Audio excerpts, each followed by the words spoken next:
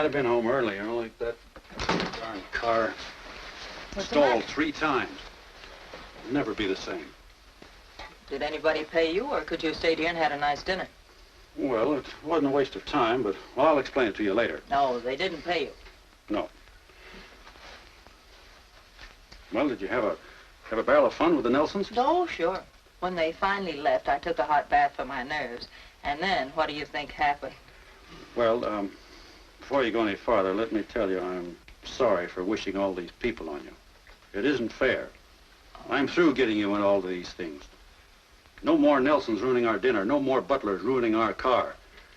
Speaking of Butler, that four-eyed four-flusher, now it can be told. He put a great big dent in our fender, which cost me $8.75 more. No. Yes. I figured why ask him for it when the deadbeat won't pay me the $19 he owes me now. And I didn't want to tell you about it. Well, that's all right, Sam. Well, I thought you might rub it in. Oh, me? Oh, no. No, you wouldn't? You're not mad at me? No. No, you're a darling. Oh? Let's forget about other people tonight, hmm? All right, if we can. Oh, sure we can.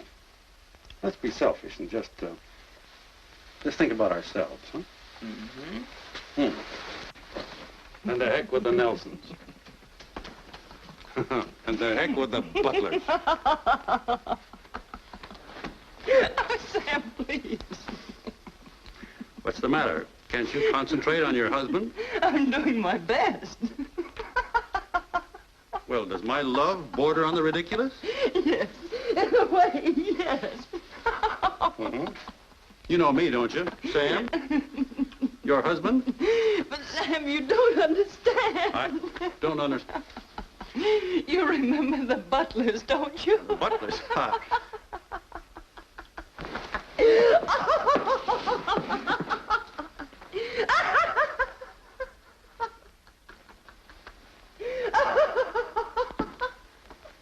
Good evening. Hello. Hello.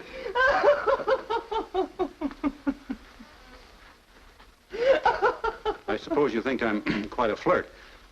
So I hope I didn't shock you. No, you don't always keep your shades down, you know. So what's so funny? What's the joke? I suppose you're wondering why we're here at this hour. Yes, I certainly am. Isn't it something we can take up tomorrow? No. Well, you thought it was going to cost you only $27, didn't you? I mean for the Butlers to have a picnic with your car. Well, you haven't heard the half of it. They really had a picnic. They turned the other car over. The other car? It was his fault. That's right. Mr. Butler was driving along, minding his own business, when suddenly, right in front of him... But then it was too late, wasn't it, Mr. Butler? Yes, much. Say, what's the idea? You didn't tell me you had an accident when you brought the car back. Well, I didn't want to worry you. I thought I could talk to the fellow and that he'd be reasonable. I did have a nice talk with him down in the ravine. Quiet, Lou. But when I heard what he wanted, it was just ridiculous. I knew you'd never pay that. Me? What about you? Well, that's just what I told him. I said, look, if you're going to sue anybody, sue me. Don't sue a nice guy like Sam Clayton. It wasn't his fault, except legally. It was your car. He said he looked me up, and I have a reputation for not paying my bills just because I haven't been working. I lost my job, incidentally.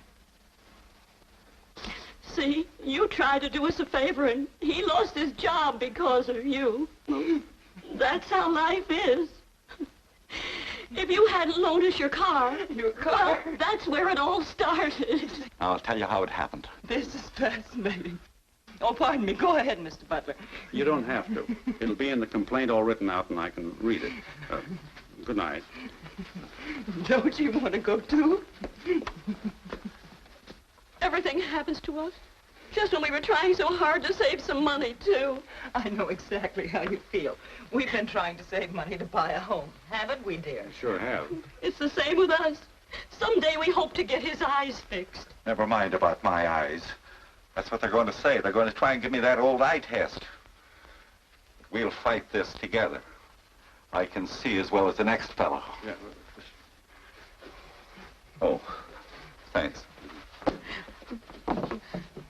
Over there, dear. Oh. Over there. Where will they put them next?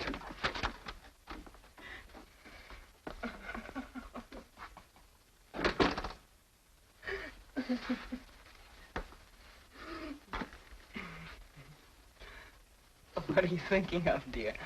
Do you want to pick me up and start all over again? You're darn right I do.